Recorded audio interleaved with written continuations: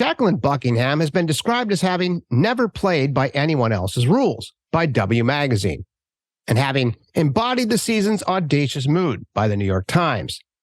Harper's Bazaar wrote, as an actress with a taste for high drama, she figured understatement was beside the point. Nominated for the TED Main Stage to talk about the connection between female sexuality and the global balance of power, Jacqueline is an impassioned voice for abortion rights, gender equality, and mental health. She's an accomplished actress, writer, producer, director, and lifestyle entrepreneur, whose latest creative project is called The Puxxy Papers, a pro-choice initiative exposing the connection between female sexuality and the global balance of power. The Puxxy Papers reveals one woman's exploits into sexism, censorship, and 5 letters that strike a national nerve. The Puxxy Papers will premiere on January 4th of 2023 on the Puxxy channel, supported by Uncensored Media, a nonprofit platform and disruptive female approach to delivering content that counts. The Puxxy channel champions stories that have been censored, subjects that have been silenced, and topics that are taboo. And if you're wondering why I spelled the word pussy with 2 X's instead of 2 S's in my headline, you simply need to listen to our conversation to understand why I did so. I promise it will be worth your time. I hope you enjoyed this episode as much as I did. Jacqueline Buckingham is truly one of a kind. Well, there's our legal warning, Jacqueline Buckingham. So thank you for joining me on True 30 this morning. It's great to be here. So before we get going, I want to share a little bit, off camera, we talked a little bit about the fact that I've interviewed some very storied feminists over the last year. And when we hooked up in the desert for the summit conference a couple weeks ago, I chatted a bit with you on this front. And then you were telling me about what you were doing as a feminist. And I can say with confidence that you have a truly unique approach both to feminism and language, which we'll get into, and why I'm thrilled to have you on the show.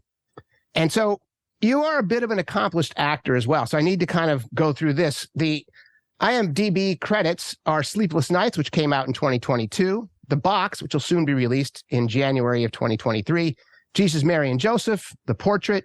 You had stints on Law and Order, As the World Turns, A Touch of Fate, movies like Corpus Callosum, Intimate Affairs, Ed, The Gypsy Years, and of course, Half-Baked as the henchman Delilah. So these were the accolades that I found on you as I started doing my homework on all things Jacqueline Buckingham. And some of the most popular cultural magazines of our time, magazines like W Magazine, have said things about Jacqueline Buckingham. Jacqueline has never played by anyone else's rules. F.D. Lux wrote, Jacqueline Buckingham always hits her mark. The New York Times, she embodies the season's audacious mood. Harper's Bazaar, as an actress with a taste for high drama, she figured understatement was beside the point.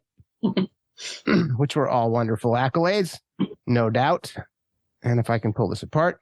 But we're not here to talk about your storied acting career. We're here to talk about your recent passion project called The Puxxy Papers. And The Box and your new product line, Huge Pussy Products. So this is all a pro-choice initiative exposing the connection between female sexuality and the global imbalance of power. The Puxxy Papers reveals one woman's exploits, Jacqueline's, into sexism, censorship, and 5 letters that strike a national nerve. And boy, did they. Written and directed and produced by you, Jacqueline, who's a feminist, filmmaker, activist, and social impact entrepreneur. The Puxxy Papers will premiere in January 2023. I think specifically January 4th, as we just talked about off camera. And the Puxxy channel, supported by Uncensored Media, which is a nonprofit platform and disruptive female approach to delivering content that counts. The Puxxy channel champions stories that have been censored, subjects that have been silenced, and topics that have been taboo. So, enough of my introduction. Let's talk about all things pussy. Fantastic. Why don't you tell us a little bit about what you're doing? Well, as you mentioned, The Puxxy Papers comes out on January 4th, and that is my latest film. And in that film, I talk about how I was censored for using the word pussy as a feminist initiative, and really as an initiative that would empower women, especially around kind of post-traumatic situations, specifically rape, abortion, etc.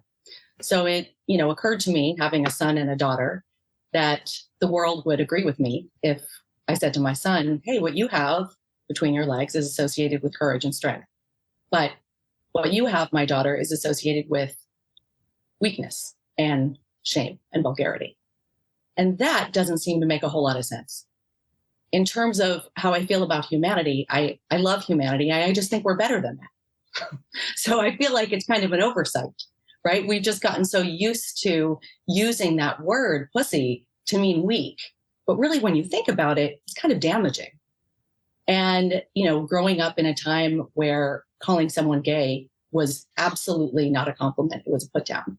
Yeah. And seeing that today we have, our corporate sponsors all waving the rainbow flags happily, wonderfully. I feel like we can actually accomplish the same thing with pussy if we bring it to people's attention.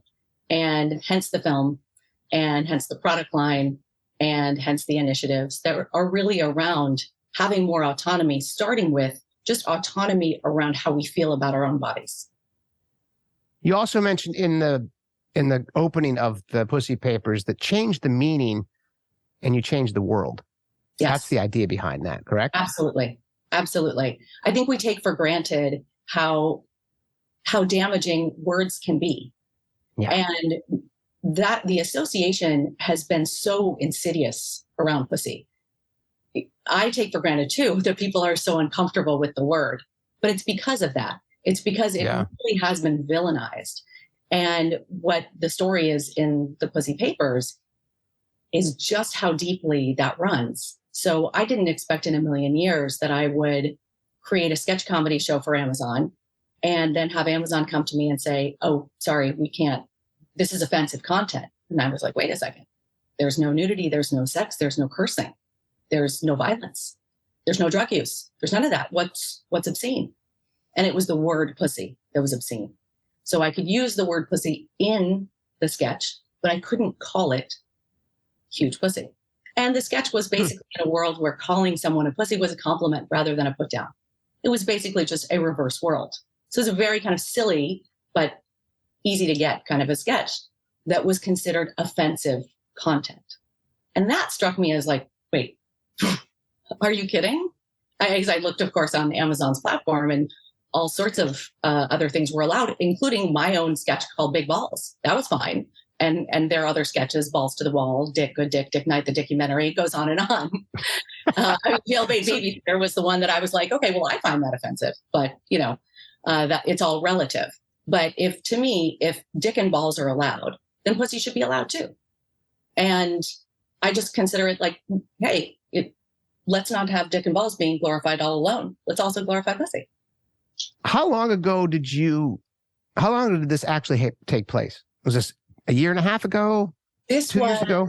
The box was completed in 2018. Okay. Yeah. So almost 4 years ago. And so you wanted to put all of this new content up, which, by the way, wasn't cheap. I looked at the production value of this. No, it was really well done. Thank you. You spent a lot of time and money and effort. You hired a digital marketing team, digital people in general to help you build this. All the content, the ads, the media buys, all of that. That's the product line. Yes. And it was all shut down based on this word. Correct. So after the thing happened with Amazon, I was actually forced to change the name of the sketch from huge pussy to the huge P word. Didn't have to change Big Balls. Okay. But I was like, really, what is this? Why offensive? And I looked it up in the dictionary, and sure enough, in the dictionary, and not just Merriam-Webster, but others, pussy was in there as vulgar. Vulgar. Oh, vulgar. Absolutely. Vulgar, weak, offensive is absolutely in there. Whereas you look up balls and it says ballsy and it says courage, nerve, strength. So I thought, okay, this is kind of crazy. Come on, we should be able to get another definition. So my daughter was actually home with me and I said, let's just write a definition right now. And so I just kind of scrawled on a piece of paper and said, otherworldly, orgasmic, resilient, flexible, life-giving humanity vessel. And then I put a huge pussy holds the future. As having a 13-year-old at the time, it was like, wait, her and all of her friends, right? They will be carrying the future. So literally. Right? Yes, Exactly. yes. So I wrote down all those words and then I decided, let's make it into a tote bag because Big Balls was actually in the Hollywood Comedy Film Festival. And I thought, you know what? Like, we're celebrating Big Balls there. That's great. But let's carry huge pussy on the red carpet. So I created this tote bag and it was really just for us. It was just for us. My daughter and I went, it was our Easter weekend. And we flew from New York to LA and walked the red carpet with our huge pussy totes. And the film did great and people loved it, but people went nuts for the bag. And that was really fun to see because it was for us. I wasn't doing it for anybody other than us because my daughter had seen me, put so much time and effort into something and then have to change it because somebody else said this word means something that is bad and not allowed. And I thought, you know what? No, what if we just give it new meaning? And what if we celebrate it by putting it on a tote bag? And that led to, us walking on Melrose the next day while we were thrifting and not being able to walk 10 feet without people stopping and saying, oh my God, where'd you get that bag? To the point where people were yelling across the street, excuse me. And that was so fun. That was such a great moment for me because I was like, oh, wait a minute. Other people it's not just me. I'm not the only pussy loving individual here. And I went back to New York and started to create all these other products and I road tested them. I was wearing a, huge pussy fanny pack around Times Square and a huge pussy duffel that says, pussy huge on the side in the Seattle airport and, walking on the beach in huge pussy boots. And then that's when, after all of that positive feedback, I decided, let's go for it. Let's actually change this by normalizing the word. And the more you see it, the more it becomes normal.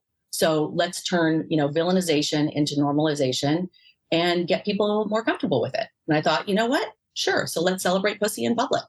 And we had about 50 products and I hired a team and did invest heavily in that and was absolutely surprised when, after all that work, we had all these ads and we go and roll them out and they were blocked on every single platform. Google, Facebook, Instagram, Snapchat, everywhere. It was just blocked. Everywhere based on that one word. One word. There's absolutely no imagery. The products are like this. It's huge pussy on totes, on hats, on t-shirts, on hoodies, and the new definition. That is it. It's just really seeing the word. And that was a huge surprise. And it threw me for sure. It did. It threw you pretty hard, which you shared in the actual stuff that you sent me. You want to talk a little bit about that? Because you said that it threw you into depression and you were a mess. It did. Yeah. It really, really did. And I realized that I didn't have, number one, I didn't have like a backup plan. I just assumed this was going to work. I thought we're in America. We have freedom of speech. Yeah. This is a free market that, people will like, people like this and but not being able to advertise, that was a game changer. And at that point, we were kind of pre-COVID. And at that point, I did talk to different human rights lawyers and freedom of speech lawyers, and really no one would come close to the word. Even gender attorneys, correct? Absolutely. No. That surprised me, specifically today with all of the, I think, political lobbying going on around gender and trans people and all the neat things that are taking place on that front.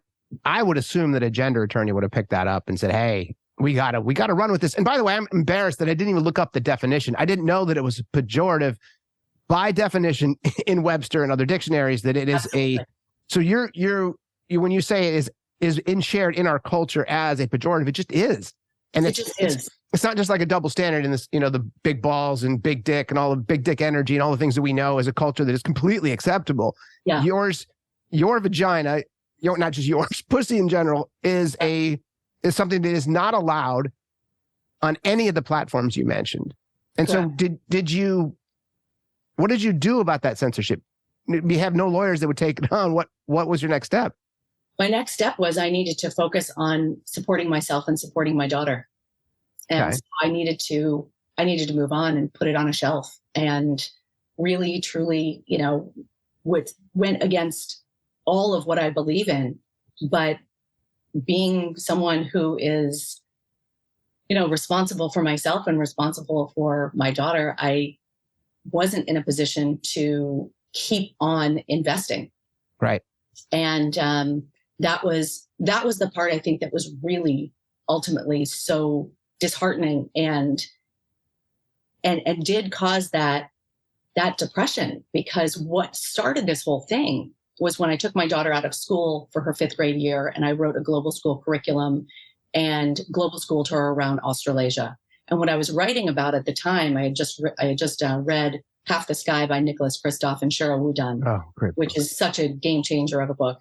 And so I started to write about the connection between, basically what seems like another world, right? Where women's bodies are being mutilated essentially, so they cannot feel pleasure in the act of having a clitorectomy, and where brides are still burned and females still need an escort to go out, and they can't start a bank account, and they can't have, they don't have all these rights. So what I was exploring was different places in the world and how quality of life is connected with rights for women. Yeah. So quality of life for everyone being connected to the rights for women. So that's what I was writing about when I was global schooling her. And, we ran into instances where, I talk about this story in the Pussy Papers, where we were in Indonesia and we're visiting a temple, and there was a sign outside of the temple that said, if you are menstruating, you may not enter. And we were there with a guide. And I said to the guide, what's the story with this sign? Yeah. And he said, oh, just very matter of factly, it's very dirty. And I said, so, we're dirty? And he said, it's very dirty. That was his exact response. It's very dirty. It's very dirty. And I said, so we're dirty? And he said, no, not if you're not bleeding. And I said, well, but if we are, yes, you're dirty. So that was just one of the many instances, and certainly not calling out one country or one belief system of any kind. Absolutely. That's the antithesis of my goal here. My goal is actually to pull that thread through from that shame that's associated with the female body and with female biology that leads to life, which I find completely just not aligned at all. Yeah. With, the lack of rights we now have here to our own bodies. And then all of that is connected. And it really is this villainization of female sexuality that has been in our culture for such a long, long time that we've just gotten so used to. So we just call people pussies on TV when we think that they're so weak. And we say, oh, can I get you a tampon? Because we're saying, oh, they're weak. And yet that makes absolutely no sense. I mean, this is the place where all life begins. Without life, we are nothing. Yeah, so I think it's so hard to believe. I think that the fact that you, sorry to interrupt, I think that you took the fact that you zoomed out. I think that's one of our biggest problems here in America, is that we just always assume what we see is what the world sees. And globally, it's just as bad. And so I think you and I talked about this briefly at the summit, where I shared with you that after Rwanda's genocide in 94, we had 800,000 men and boys killed. Yeah. And at the time, women were not just second-class citizens. They had no autonomy. They had no rights at all. They weren't allowed to have jobs or bank accounts or driver's license or anything. So they actually had to step up literally and figuratively to the positions previously unwelcomed for them, which was police and military and medicine and parliament. And the neat thing is, once the women got into power, they now are 61% of parliament in Rwanda. And by the way, newsflash, big shocker, it's the most successful parliament in the world as it relates to just gender balance and I think overall balance as it relates to governing. And so it was one of those things for me that rings loudly specific to feminism in general. I think we have made this joke, which I get in trouble for, but I think 60% has always been a good number for me specific to women in power, because you need 40% men too. You need a little bit of us. You just can't have us in charge. So, and you guys can't be 100% in charge either, because you don't like each other enough as a group. You have to have some dudes in there. Also agree. So, absolutely. Yeah. I'm looking for just more equality. Right. Really. I mean, I don't think this is really anyone's fault at all. Or something you can point the finger at someone and say, oh, this is where you've gone wrong. I think it's just important to shine the light on it and say, hey, can't we do better than this? Aren't we to the point as a species where we can actually realize this and say, oh, well, sure, let's change that. Yeah, I mean, I could say, I'm going home to see my mommy at Christmas, and if I brought up that word, my mom's 82, Catholic, very, very conservative, and she would blanch at the word. And even I think I just shared with you off camera, but this just happened. So I was driving my little dudes to school this morning, listening to some Barry Wise on her podcast, and she was interviewing a woman named Casey Means, who is a doctor, and she was in her 9th year of residency as a surgeon at Stanford Medical. And she said the mantra before surgeries to her fellow classmates, and this is men and women, was do not be a pussy. Don't be a pussy when it comes to cutting into a human being. So that, to your point, it's permeated the culture.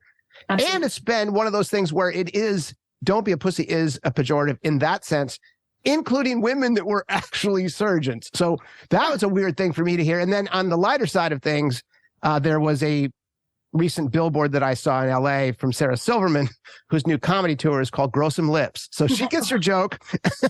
She gets her joke, as she always does. She's wonderful and I love her. But yeah, it has permeated the culture, not only here in America, but globally, right? I mean, it's not a word that we use.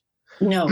I mean, I could be killed in other countries. I could be jailed. I could be, hauled off. Absolutely. Which is why I'm doing what I'm doing, because if I have the right to me, then I should absolutely do something with that right. If I have the resources, then it's my responsibility to do something with those resources in terms of how I see my own life force.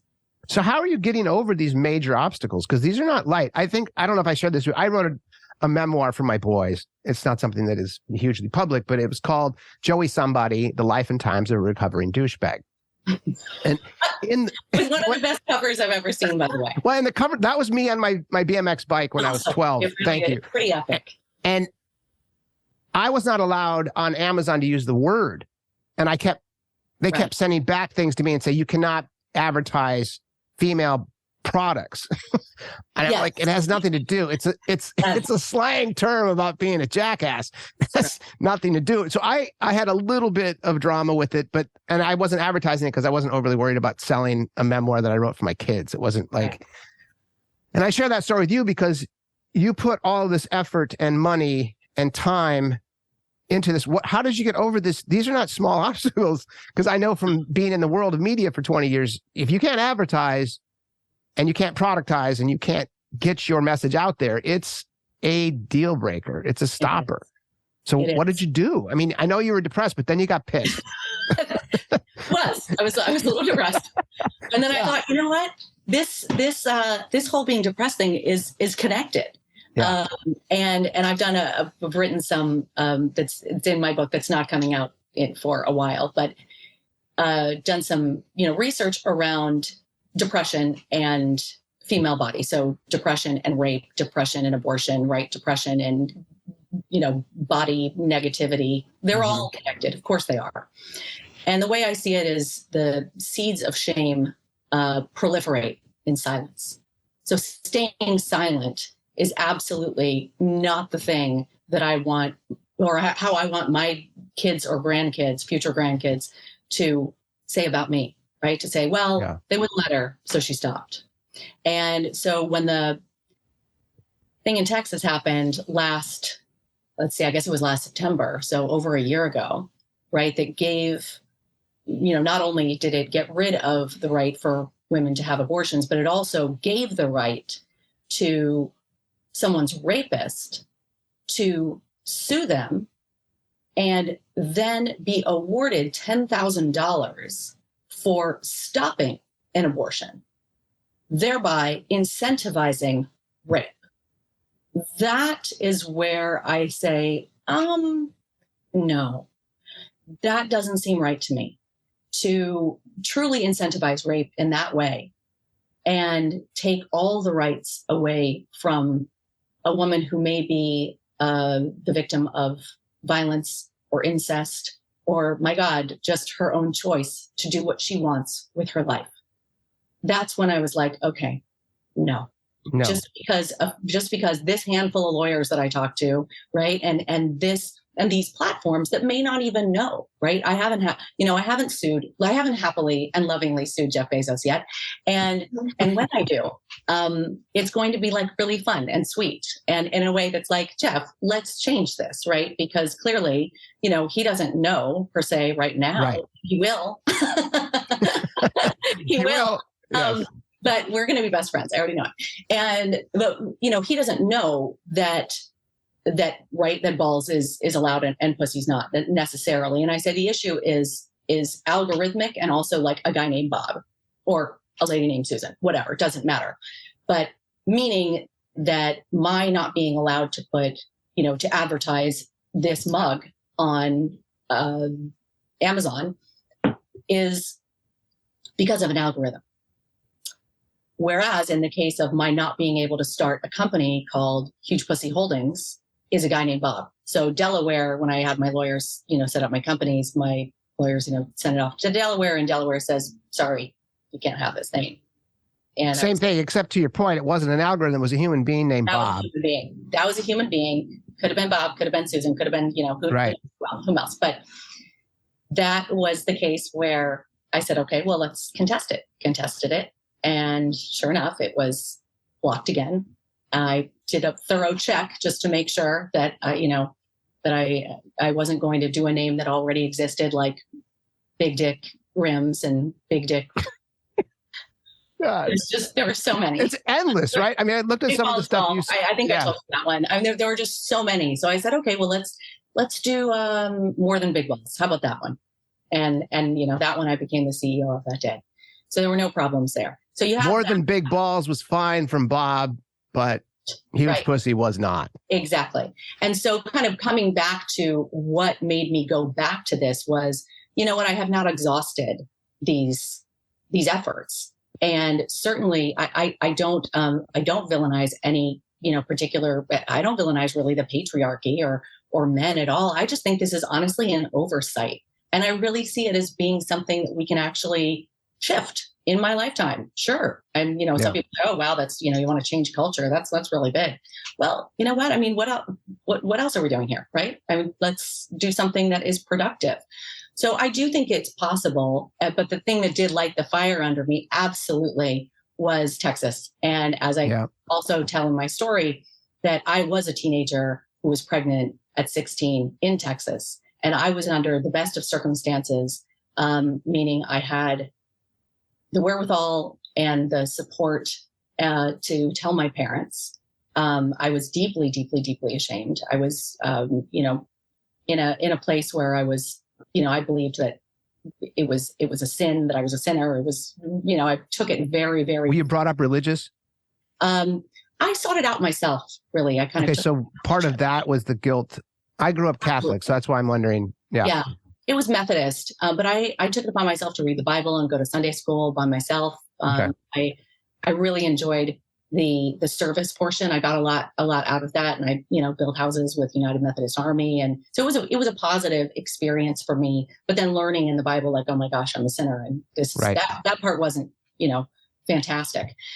So, but being in the best of circumstances, I had a safe and legal abortion, and I would not, having a 16-year-old now, my daughter would not have that same right. And to think about if that was the case, and we did live in Texas, certainly with me as her mom, and if that was her choice, then we would get her to a safe and legal situation. Right. But most of those people don't have that. And that's the thing that made me go, you know what Huge Pussy really is about, and what this mug honestly represents for me is huge pussy energy. And I think we talked about this. You were like, well, that's kind of a new wave of feminism. And I was like, whoa, the F word, Joey. And but truly it is, to me, it's a mindset.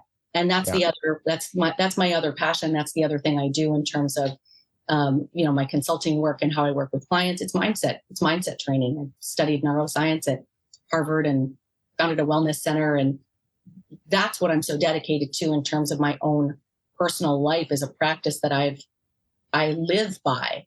And having huge pussy energy really just means living with courage and standing up for what you believe in, and not being scared, not backing down, finding a way, right? Not letting that the fact that this handful of lawyers didn't want to come close to it, not being victimized by something that you really shouldn't be, but finding a way and persevering.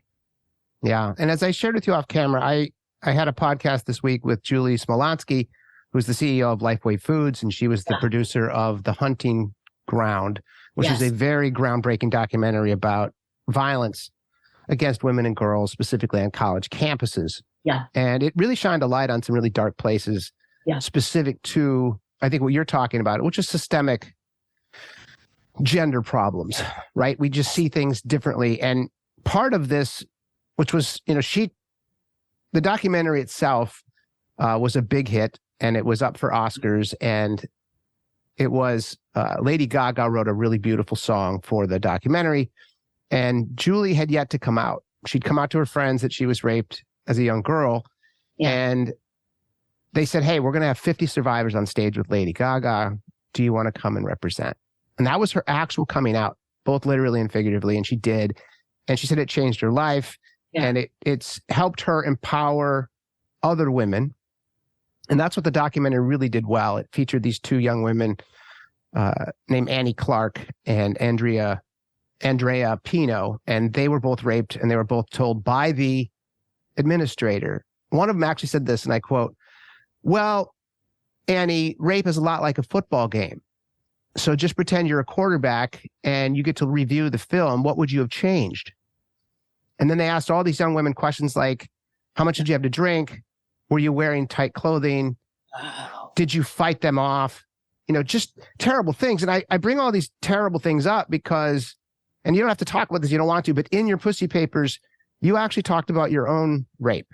And sadly, as I heard this, and I'm sorry that you had to go through this, it is stupidly common of powerful women that I've been in touch with over the last year in studying feminism. How many of them have been sexually assaulted and raped or either? And it's just, do you want to talk a little bit about that and where that, maybe that has a lot of the fire that I see in your production value and you're just not going to quit type mentality? I mean, you want to, or is that just off limits? I didn't mean to bring it up. No, not at all. Actually, I was that film, which I have not seen yet, but it was brought to my attention. I went to a Title IX event with Harper, Siebel Newsom, and an incredible panel of women, and they talked about that film. And I'm looking forward to seeing it because that's where my rape happened on the college campus that I was on. And it was a situation where I did kind of that same thing where I thought it was my fault. I thought it was my fault that I put myself in the wrong place, at the wrong time. Never in a million years would I have thought there was some kind of injustice done to me. It was, I internalized all of it.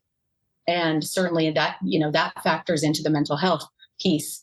And that's what I'm writing about, in my book, and what I'm going to put it out actually over the course of this year in kind of chapters and share it as I go along. Oh, cool. And because that way you kind of involve people, and I think it's more fun that way. But essentially it's about how, the thesis is, when the body is shamed, the voice is silenced. So whatever, and I had some, early kind of childhood things, and then, certainly then the abortion, which was supported by my parents, but it was also like, now we don't talk about this. It was like, we don't talk about it, period. Stay quiet. We stay quiet about it. And then being raped just a couple years later, it was like, we also don't talk about it. Ugh. And it was something even in my marriage, it was like, we don't talk about your dark past. Right. And if you think about, when I think about that, I'm like, gosh, that's not even really that dark. And that's something that's so common, like you said, it's so incredibly common, which is why I think it really does need to be brought to light, because truly the things that are unspoken just get swollen with shame, and that shame can take you down. And so I did, I talk about being suicidal and having so much shame and feeling like it was so my fault, and feeling like it was right. It was like, oh, it's the way you look. It's the way it's your fault. Right. Like, you are bad. That felt terrible, right? It felt terrible. But knowing, I think the thing that keeps me going and that tenacity is really because I'm like, I'm not alone. This is there. It's everyone. So the more we make things spoken, right, the more normal it is. And it's like, yeah, this happened. Okay, now let's move on. Let's move on. And that is truly what I'm launching some courses this year, Huge Pussy Energy, and I've developed something called the Pussy Process. And that's what the Pussy Process is about. It really is about getting over the shame that you've been harboring in your body for years. Because if you're like I was, and I think a lot of women are this way, our violence goes inward. Mm-hmm. And so to inflict that kind of violence upon ourselves, even with saying like, "Ooh, I looked at," right? Any kind of negativity, internal dialogue, external. That's something that I completely changed my life. It was after I got divorced, and I just kind of shifted the way I thought. I shifted the way I did most things. I started writing a lot. And it's when I started really all this work, because I didn't want to harbor that shame. I thought, if I'm harboring that shame, then I'm showing my daughter how to do it. And that's what I was like, no, because if I know it's there, then it's my responsibility to take care of it, right? If my closet's full of this junk, then it's my job to take out the junk and organize it and get rid of it. And that's exactly how I feel about anything that happens to somebody that is, let's say not a positive experience, right? Yeah. But I absolutely believe in the transformation of pain into power. And I think it is an opportunity to make something beautiful from that ball of clay that we all have. That's our trauma. And that is something that I am, it's odd to say I'm grateful for it, but I can see the beauty in it because I can share it and say, hey, look, I almost let this take me down, but I didn't. And I'm so glad I didn't, because now if it happens to my daughter, it's not going to take her down.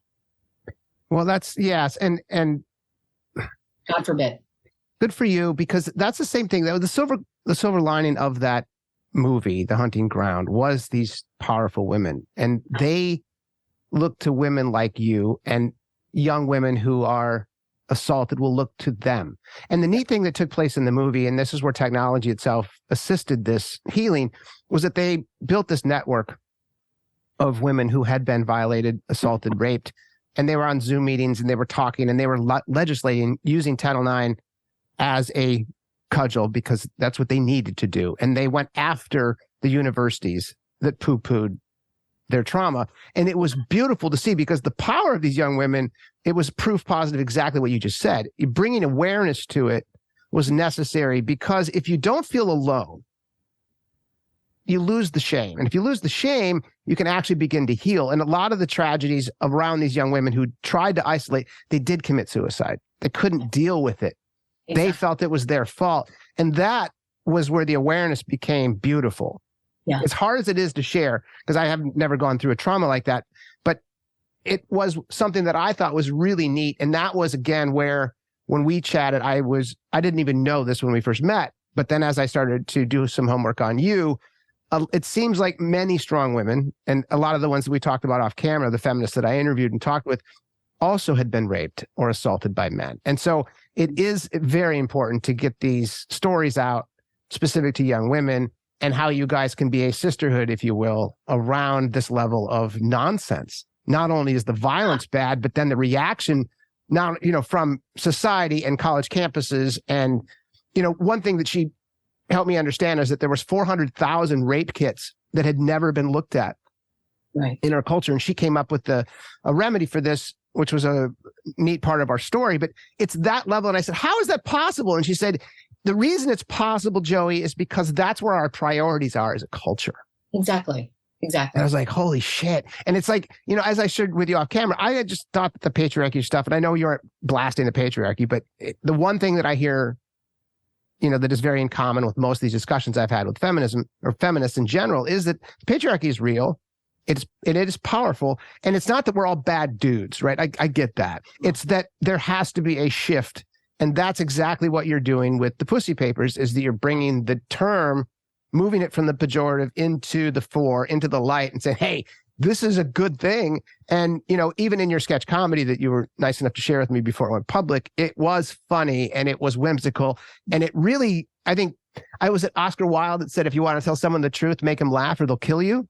So I think you did a really good job of exactly that, because it was funny and it was whimsical and it was telling. And, yeah, you want to talk a little bit about your pussy rules? Because I thought those were sure. I'll first just say, though, that I completely credit my amazing and supportive and truly incredible ex-husband and father of my two children for the box, because I had written, something that was good,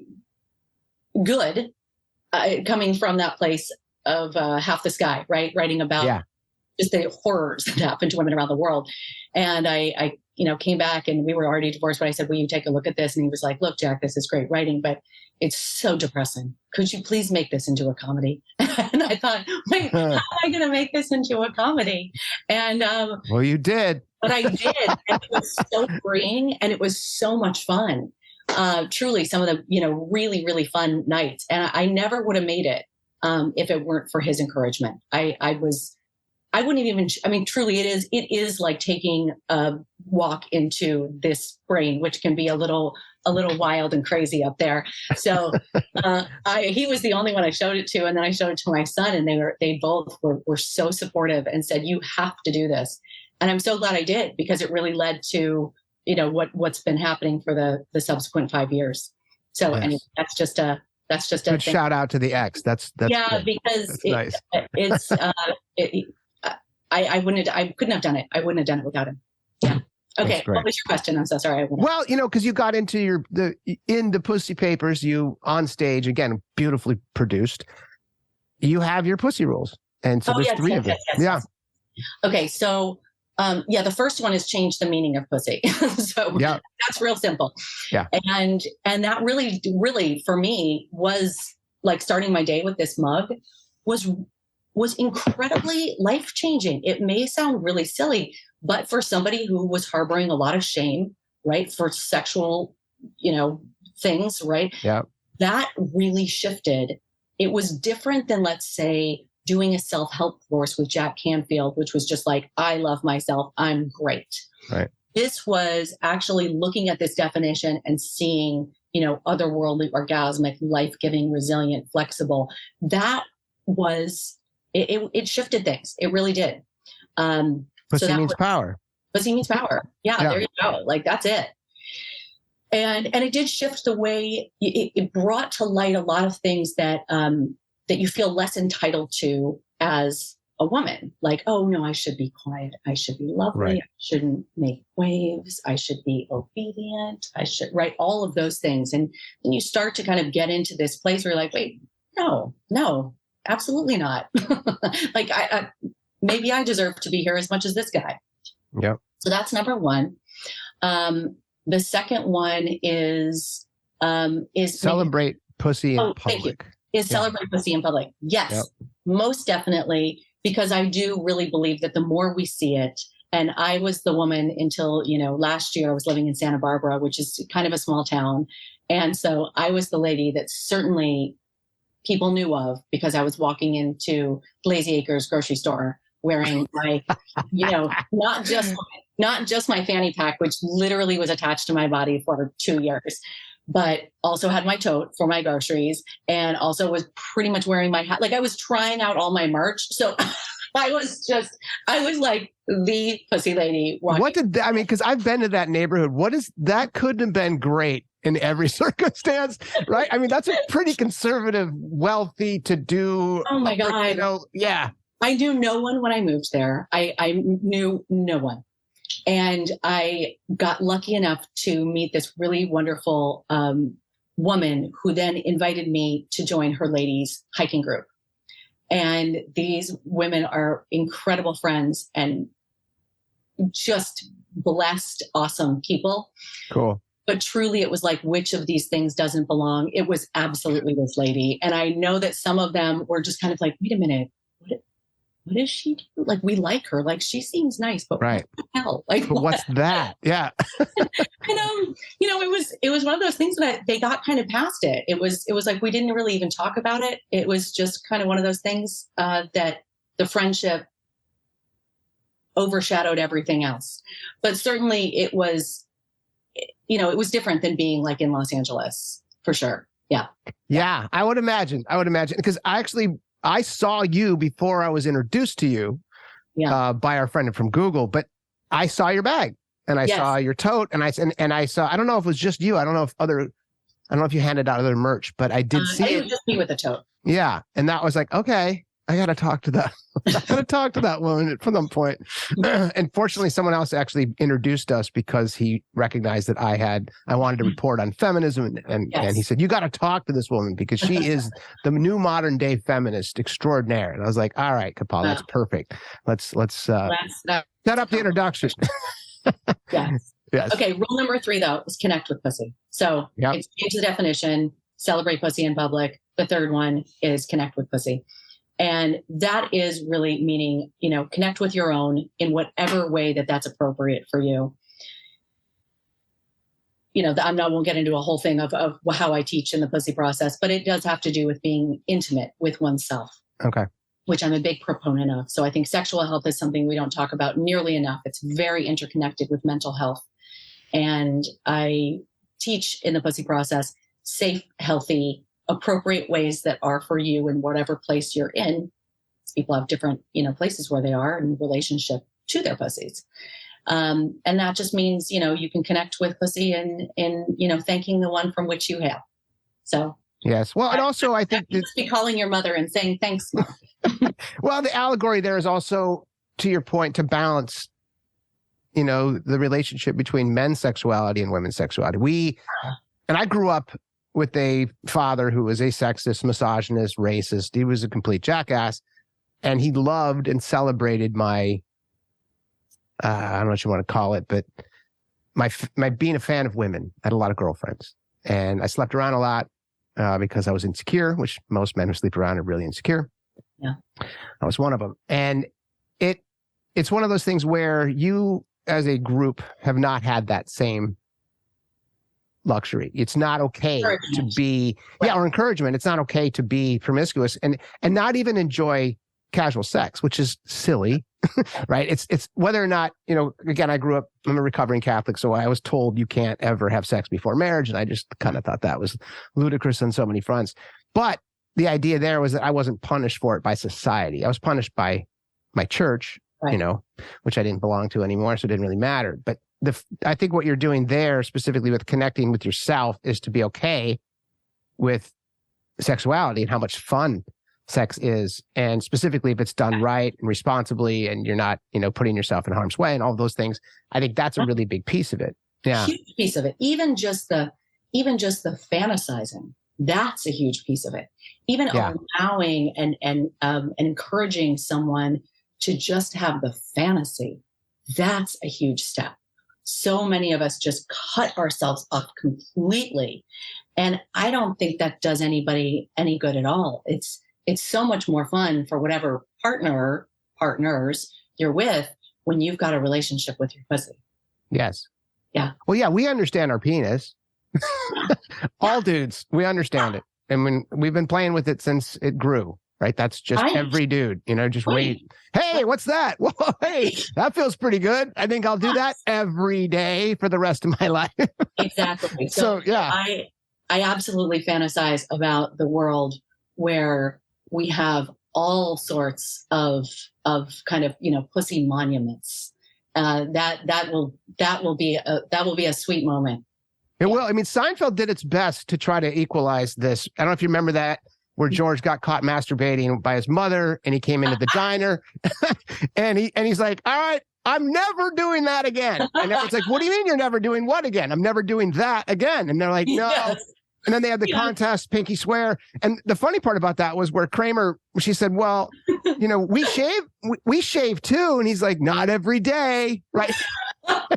And I remember thinking, and then it's like, no, you got to do 10 to 1 odds because there's no way you're not going to do it. And it was funny because that was, again, the allegory of that comedic sketch was that, oh, women aren't as sexual as men. And that's also just inaccurate, right? And then if you are one of those women that is as sexual as a man, you feel shame. Yes. That's crazy, because guys have never felt shame for wanting sex, and we want it every day. So and almost like they're a little freaked out too. If you are, let's say, a very sexual person, and they're like, wow, right, you've got a lot. Even your friends, you've got a lot of testosterone. You're like, oh right, okay, all right. Yeah, well, and it's funny. It's just inaccurate. It's just inaccurate. I'm all for what I also talk about in the book, which I keep on mentioning it because I've been working on it recently, and I've got a chapter in there called the pleasure principle, and that is something we really have not prioritized for women. We certainly have for men, and it's talk to your doctor about Viagra, and it's very normal. And so one of the new shows that I'm working on is called Cliteracy. And it is not a nice name. That's great. I'm really excited about it. It's like a mini docuseries. Okay. And I'm really excited about the people that are involved. This was inspired by 2 back-to-back New York Times articles about the clitoris. And one was about actually that the name pudendum comes from part that should be shamed. So the Latin root is even around shame. That one was a fascinating article. And then the other one is about how we know nothing about it. So thing I just wrote about clitoris was like, forget the ocean and space. The clitoris is really the great unknown, but it's connected to global health, as now we're getting into instances where we're learning more about it in phallectomies. So, going from female to male genitalia, and therefore, you want to have the nerve endings. But women who have been actually, scarred and unable to have orgasms anymore because we know so little about the clitoris. And it's a pretty fascinating, amazing, incredible, as I call it, the pleasure dome. And so that's a series that will be coming out in 2023 as well? Yes. Cool. Do you have any idea when, or is it still in production? Yeah, April. All right. Yeah. Okay. And then, so let's just get some of these things straight. So you have the Pussy Papers that will drop on the 4th of January. You have the box. Is there a date for that? It's going to come out in January too. So we're going to put out, all this comes out on the channel. So we're launching the channel in January. And that's, what is the channel called? I'll make sure I get all this in the links when I publish this. Sure. So my nonprofit is called Uncensored Media. Okay. And given if we don't have any issues, and I'm working with Google's social impact division with their YouTube situation. Okay. And so hopefully we won't have any issues. Have they approved this? Is this? But who knows? Hopefully it'll be the Pussy Channel. And if you're going to try. We are going to try our level best, but not having Larry Page, on speed dial just yet. We'll see on that one. Hopefully, though. Hopefully, if not, it will be under. It'll be called like Yum Channel, which will be like your Uncensored Media. Oh, yeah, that works. Because it's just pussy. At the end of the day, it's just yum and luscious. It is. It is. And so there is education there, but the point of it is also that it's fun. And the reason for why YouTube is so far the only place that I have not been censored yet. YouTube. And yes. Good for you too. Way to go. With other platforms, whether it be HBO or another Netflix or etc. I really believe in women owning their content, and this platform is 100% female formed content. So that means that 100% of above the line creators, directors, producers, etc. on our platform are female.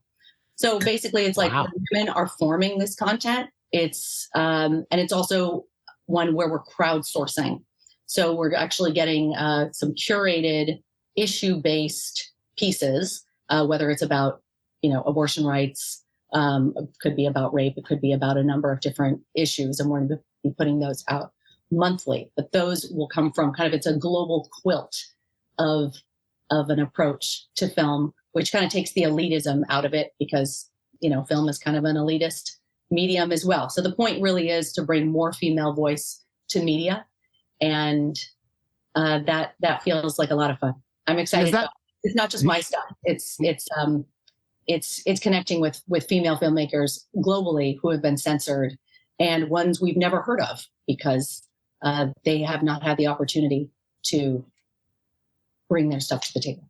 And so is Uncensored Media actually going to be a incubator of sorts with these kind of films? So you actually, with this platform, not only will you put out the content that you produce yourself, but you will actually welcome other female filmmakers specifically on topics of sexuality, or is it anything to do with femininity or women's rights, or does it kind of run the gamut there? It's physical and mental health. It's sexual health and intimacy. It's accessible activism.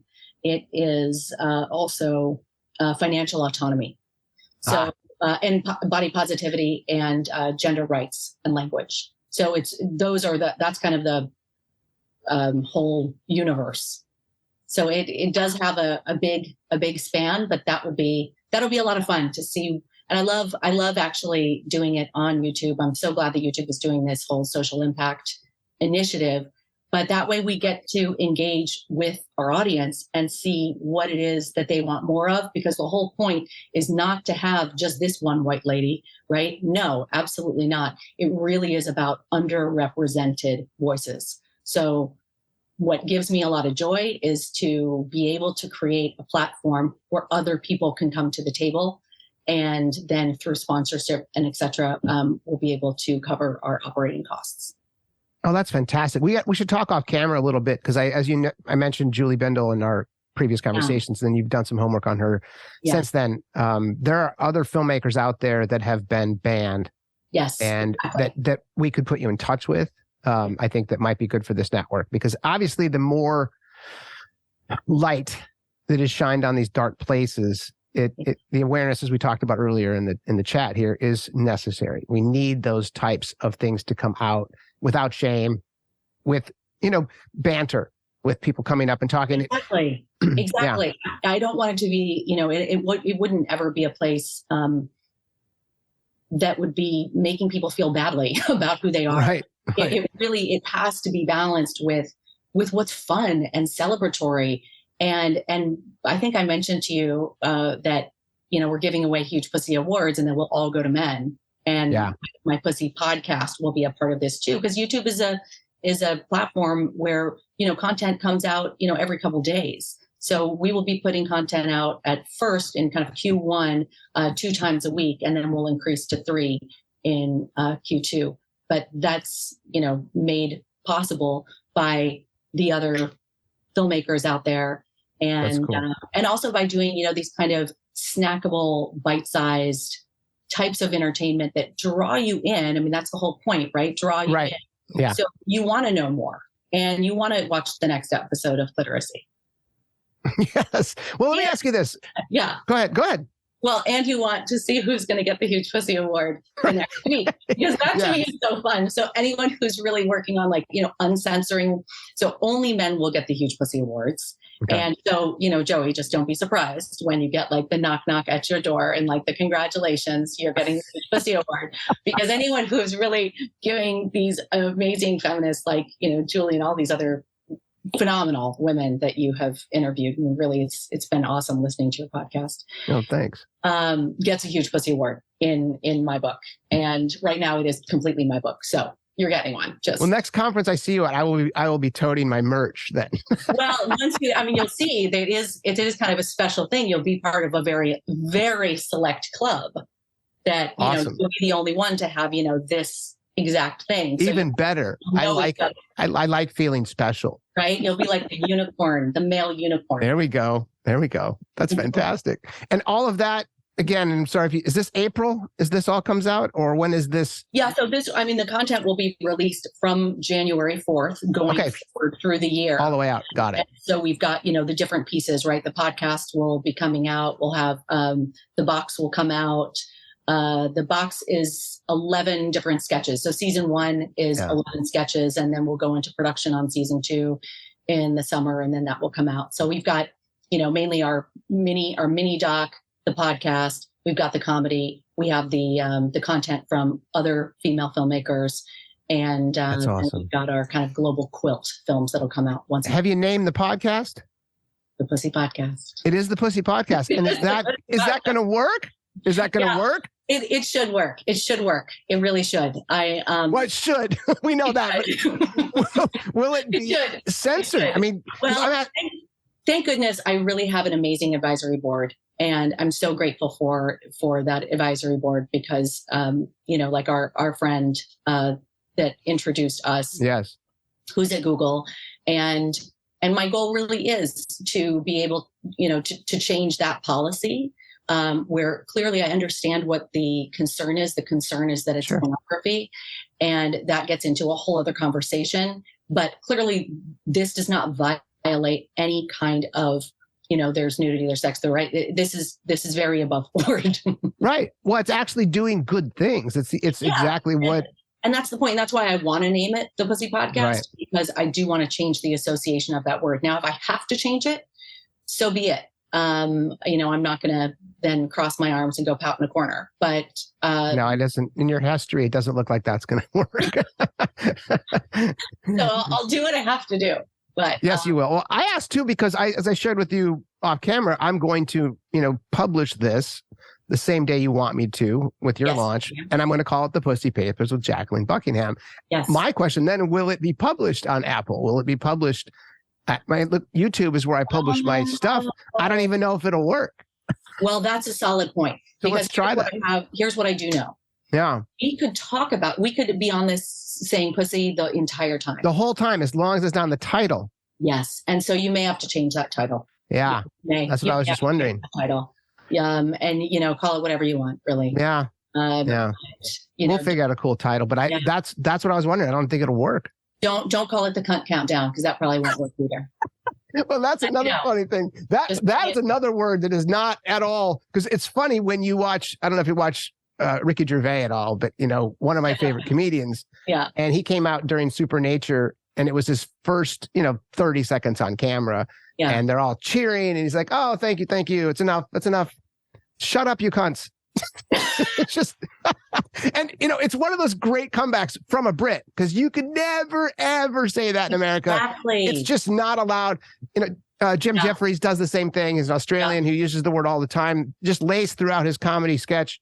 Yeah, hilarious word. We don't use it. It's in that same the vernacular. Forbidden vernacular of pussy. It's right there. Yeah, we're not allowed to use that word. Well, we can put a pin in this one. We can circle back to it. Yeah, let's just stick with pussy. I'm playing around with is actually if I changed the 2 S's to X's. And that's just like female chromosome, right? Is the double X. That's really clever, actually. So that so far has worked, and I might do that then. I'll just do that in my title. I'm in this troubleshooting mode right now with my team in terms of right, because I've been to the place before where you've got all the merch and everything else. I've had to be nimble. And this ain't your first rodeo. This is not my first rodeo. Being from Texas, it is most definitely not. No, it's more rodeo where you are now. So, yes. Sure. I would love to see just a giant pussy store on Rodeo. That would be a lot of fun. I think it would. I mean, once you get this limitation removed, I think it will be huge. Pardon the pun, but it really, it's pretty incredible. And I like, as a someone who appreciates aesthetic, it's really well designed too. All of the stuff I saw. So much. Yeah. It's meant to just be simple and in your face. Yeah. And at the same time have, an elegance about it. It does. It's much like you, Jacqueline Buckingham. Thank you so much. So thank you so much for coming on the show. As I shared with you, our goal is to bring thinkers and world changers to the fore. And that's why I was so excited to have you. And I wish you nothing but success in 2023 with every initiative that you have out there. And if I do have a knock at the door with a huge pussy award, I will gladly accept it. I'm so glad. I appreciate everything. And again, thanks for coming on the show. Thank you. Cheers.